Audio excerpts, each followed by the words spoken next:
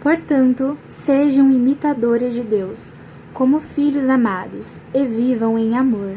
Efésios, capítulo 5, versículo 1 e 2. Oi, meus amores, tudo bom com vocês? Hoje a gente vai continuar falando um pouco mais sobre a história de Jesus, dando mais foco, para o que aconteceu depois do batismo dele e como que foi, principalmente a questão de como que ele conheceu os seus discípulos, e mais pra frente também a gente vai falar de algumas parábolas. Bom, depois que Jesus ele se batizou e estava cheio do Espírito Santo, ele foi levado pelo próprio Espírito Santo até um deserto, onde ali ele ia ser tentado pelo inimigo. Então ele ficou por ali durante bastante tempo e ele não comia, ele não comeu nem bebeu durante todo esse tempo. E ele começou a sentir fome, porque mesmo ele sendo o próprio Deus, ele estava num corpo humano, então ele começou a sentir fome. Então o inimigo, ele começou a desafiar a Jesus, dizendo: se você é o Filho de Deus, mande que esta pedra vire pão. E Jesus respondeu: as Escrituras Sagradas afirmam que o ser humano não vive só de pão. Aí o inimigo lhe disse, primeiro levou Jesus até o alto, de todo, assim, o lugar onde ele estava era um lugar deserto, mas que tinha muitas montanhas. Então ele o inimigo levou Jesus até esse alto das montanhas e mostrou para ele todos os reinos, todos os lugares, que dava para ver, como se ele tivesse uma visão geral de toda a cidade, de tudo que estava acontecendo. E aí o inimigo disse que eu lhe darei todo este poder e toda esta riqueza, pois tudo isto me foi dado, e posso dar a quem eu quiser. Isso tudo será seu, se você se ajoelhar diante de mim e me adorar. E Jesus respondeu: as Escrituras Sagradas afirmam: adore o Senhor seu Deus e sirva somente a Ele. Até aqui, Jesus ele já resistiu a duas tentações. A primeira é a tentação da fome, porque ele era sim um Deus, só que estava no corpo de um homem, ele tinha suas necessidades, assim como a gente tem as nossas necessidades. É claro que ele tinha o Espírito Santo, que mantinha certamente muito mais forte, mas ele ainda continuava sendo homem e tinha muitas restrições. E o inimigo também o tentou, dizendo que toda a terra seria dele se ele o adorasse. É até engraçado de prestar atenção naquilo que ele está falando, porque sim, a terra, o lugar onde a gente vive hoje, já é do inimigo. Ela não é de Deus, ela é do inimigo. O mundo onde a gente vive agora, quando a gente fala as coisas do mundo, são as coisas deste mundo no qual a gente vive. E essas coisas, elas são ruins a nós, entendeu? Porque elas não pertencem a Deus, elas pertencem ao inimigo. E o inimigo tentou comprar Jesus, o próprio Deus, dizendo: olha, isso aqui pode ser seu, mas você tem que me adorar. Mas é claro que Jesus falou que não, até porque o plano dele era muito maior. E o inimigo nem sequer imaginava do plano maravilhoso que Deus já estava preparando por meio de Jesus. A terceira tentação, depois o inimigo levou Jesus a Jerusalém e o colocou na parte mais alta do templo e disse: se você é o Filho de Deus, jogue-se daqui, pois as Escrituras Sagradas afirmam: Deus mandará que os seus anjos cuidem de você. Eles vão segurá-lo com as suas mãos, para que nem mesmo os seus pés sejam feridos nas pedras. Então Jesus respondeu: as Escrituras Sagradas também afirmam: não põe à prova o Senhor, seu Deus. Quando o inimigo acabou de tentar Jesus de todas as maneiras, foi embora, por algum tempo. E Jesus voltou para a região da Galileia e o poder do Espírito Santo estava com ele. Então ele foi tentado pela terceira vez. E agora o inimigo, muito mais astuto, ele falou: bom, eu vi que Jesus já conhece as Escrituras Sagradas. Vou tentar pegar ele por meio das Escrituras. Tanto que ele cita toda essa parte, dizendo que Deus iria cuidar do seu filho quando o trouxesse para a terra e não sei o quê. Só que Jesus contestou tudo isso com o simples fato de que Deus já afirma que a gente não deve colocar ele à prova, não deve colocar à prova o amor e o cuidado dele, Porque sim, ele cuida da gente, ele estava cuidando de Jesus, ele estava cuidando de tudo que iria acontecer, mas a gente não pode colocar Deus à prova. E Jesus novamente contestou o inimigo. E ele, frustrado, foi embora. Mas é muito interessante porque ele foi embora por enquanto. Então quer dizer que ele vai tentar mais outras vezes desvirtuar o caminho de Jesus, mas sem nenhum sucesso. E aí depois também ele vai usar algumas pessoas para poder trazer problemas e situações particulares. Uma outra história, né, que também a gente vai falar foram sobre os primeiros discípulos de Jesus. Então, assim que Jesus saiu, né, e voltou para Galileia, ele se encontrou com João Batista. E João Batista estava com 2 dos seus discípulos, né? E assim que ele viu Jesus, ele apontou e disse, né, para os seus discípulos: olha, este é o Cordeiro de Deus, né? E aí, né, os 2 discípulos que já seguiam João Batista passaram a seguir Jesus. E aí Jesus olhou para trás, viu que tinha gente seguindo ele e perguntou, né, o que vocês estão querendo, o que vocês querem comigo? E aí, né, um deles falou, eu queria saber onde o Senhor mora e tudo mais, né? E ele foi bem específico quando ele chamou Jesus, que ele chamava Jesus de Rabi, que queria dizer mestre.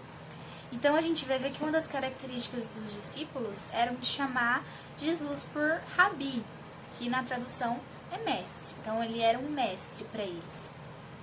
E aí Jesus foi e mostrou onde ele estava morando, onde ele estava vivendo, o que ele fazia da vida e tudo mais. E aí um dos seus discípulos, que chamava-se André, tinha um irmão chamado Simão. E aí, assim que ele ficou sabendo, né, de Jesus e tudo mais, ele foi até o seu irmão falar, olha, eu encontrei o Messias, que na tradução quer dizer Cristo. Então, o Messias, ele era uma das promessas, tanto ditas por Moisés antes de morrer, quanto ditas por profetas que vieram antes. Então, teve muitos profetas que já revelavam a vinda de Cristo, a vinda do Messias. Então, eles já esperavam essa vinda. Então, assim, várias vezes a gente vai ver que eles vão voltar, né, a falar em alguns momentos sobre algumas passagens de alguns profetas e tudo mais que disseram e apontaram como que seria o Cristo. Tanto que muitos falaram aonde que ele iria nascer, como que ele iria nascer, como que ele iria vir e tudo mais. Então, tudo estava escrito nas escrituras e eles sabiam, né? E ele falou, olha, é Jesus, o filho de José, que nasceu em Nazaré, ele que é o Cristo, né? E aí, Simão, ele foi correndo, né, contar, na verdade, ele foi correndo para Jesus, né? E aí, chegando lá, Jesus, ele disse, né, a Simão, Simão, você é filho de João, mas de agora em diante o seu nome será Cefas. Então, Simão vai passar a se chamar Cefas.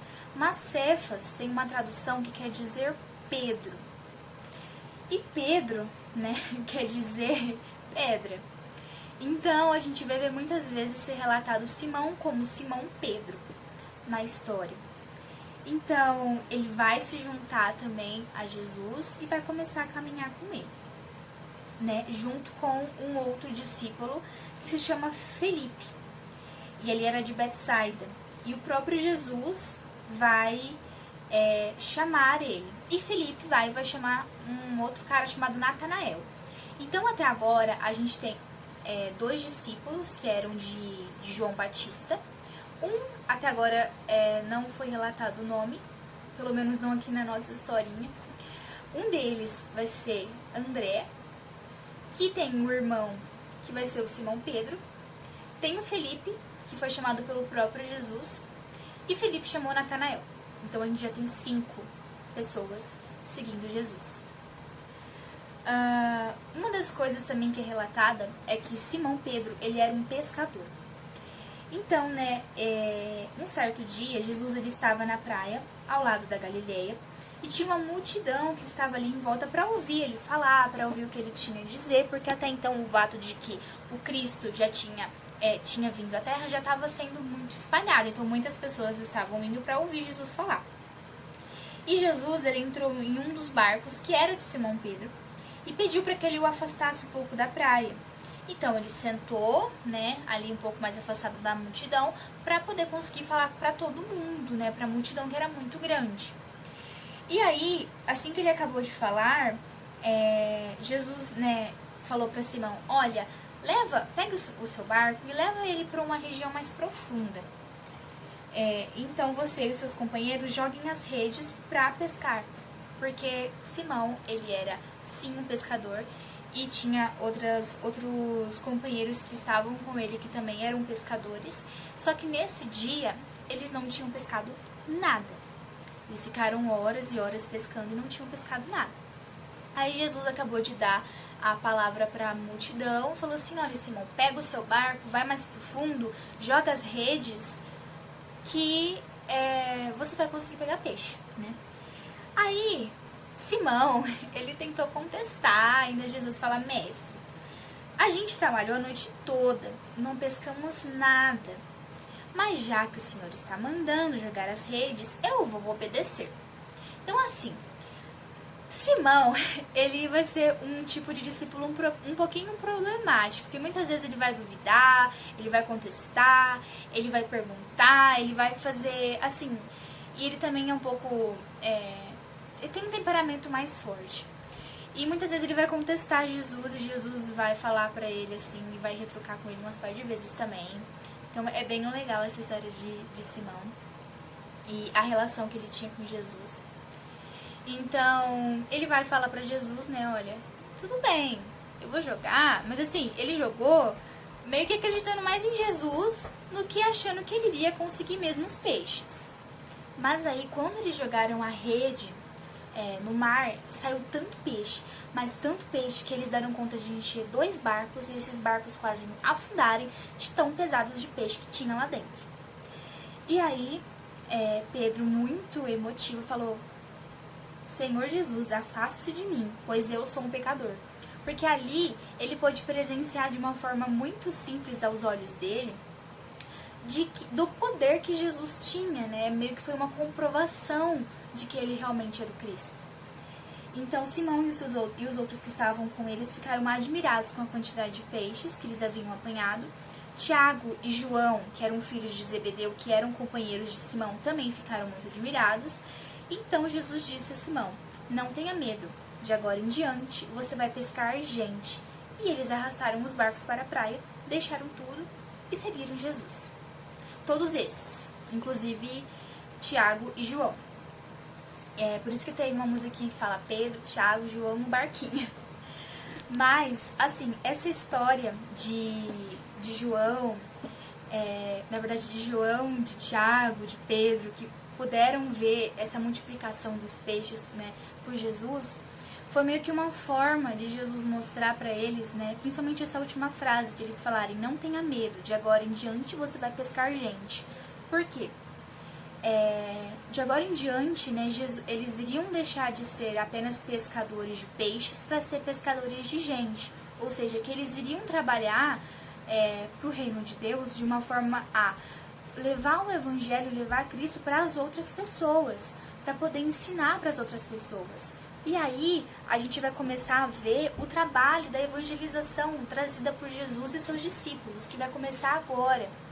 E mais pra frente a gente vai começar a falar muito sobre de como que foi fundada a igreja cristã, como que as pessoas se relacionavam, como que as pessoas elas conversavam, e tudo veio a partir de Jesus e seus discípulos. Então Jesus vai ensinar os seus discípulos a como agirem, a como falarem com as pessoas sobre os planos de Deus e a ensinar da maneira correta.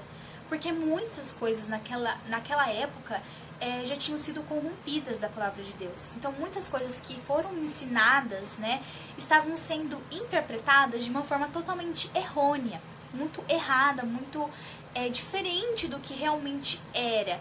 E Jesus vai vir para poder ensinar para as pessoas de como que tudo aquilo, todas aquelas leis, tudo isso, sim, são importantes, são leis que foram feitas para nos proteger, mas o que mais importante era a gente ter um coração puro, um coração cheio de amor, e que a partir de agora a gente não confiasse só nas leis, porque as pessoas confiavam muito na lei para ter a sua salvação, mas que agora elas deveriam confiar em Jesus, acreditar em Jesus, para serem salvas, não mais pela lei, mas pela misericórdia de Cristo.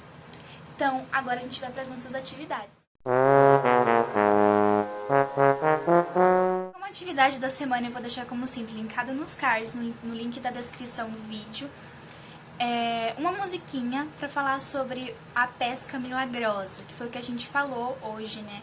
Que foi um dos primeiros milagres que aconteceu, assim, de fato, né?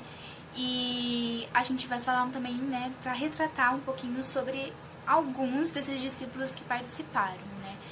E assim, a importância dessa pesca, ela vai vir para poder ensinar a gente, né, para mostrar pra gente o quão importante é a gente fazer o nosso papel como discípulo de Cristo, multiplicando os peixes, né? Na verdade, multiplicando as pessoas que estão na igreja. Então, essa questão da evangelização, do evangelho, ela vai nascer principalmente nessa parte da história, porque é a partir dali que a gente vai ver, né, o início de todo o trabalho que Jesus irá desenvolver para a implantação da Igreja de Cristo, né, para a implantação de pessoas que agora vão passar a acreditar nele, não apenas nas leis, né, porque as leis, sim, como eu disse, são muito importantes, elas servem para nos proteger de nós mesmos, mas as leis, elas não salvam, elas apenas apontam coisas que a gente não deve fazer, e a gente, sendo pecador, vai estar sempre fazendo essas coisas. Então, assim, para conseguir ser salvo através da lei, era muito difícil. Então, Jesus veio para poder nos trazer comunicação com Deus, para nos trazer a comunhão com Deus e mudar todos os caminhos que a gente antes conhecia. Então, muita coisa ele vai contestar, muita coisa ele vai colocar pro chão, realmente. Ele vai ter, inclusive, uma parte que ele pega e olha, assim, pro que era o templo, que era para Deus, está sendo um lugar de comércio, onde as pessoas não estavam nem ligando para Deus, mas que as pessoas apenas julgavam umas às outras, mas elas não tinham uma autocrítica própria para poder perceber o erro delas. Então Jesus vai trazer isso para que a gente não julgue, mas que a gente possa analisar a si mesmo como pecador. Não apontar o outro como pecador, porque isso é o trabalho do Espírito Santo que tem que fazer em cada pessoa para que ela possa enxergar o que há de errado. Porque o próprio Espírito Santo nos ensina o que é bom e o que não é. E a função dos discípulos, né, de Cristo vai ser mostrar para as pessoas o que era bom, o que era correto, o que Jesus tinha como plano e projeto para a nossa vida. Então, a gente vai ter muito o que falar ainda sobre a história de Jesus, tem muitas coisas. O Novo Testamento é recheado de histórias incríveis, de milagres, de acontecimentos, de coisas grandiosas e maravilhosas. E eu espero que vocês gostem. Então, essa semana a gente fica por aqui. Um beijo e até a próxima semana. Tchau!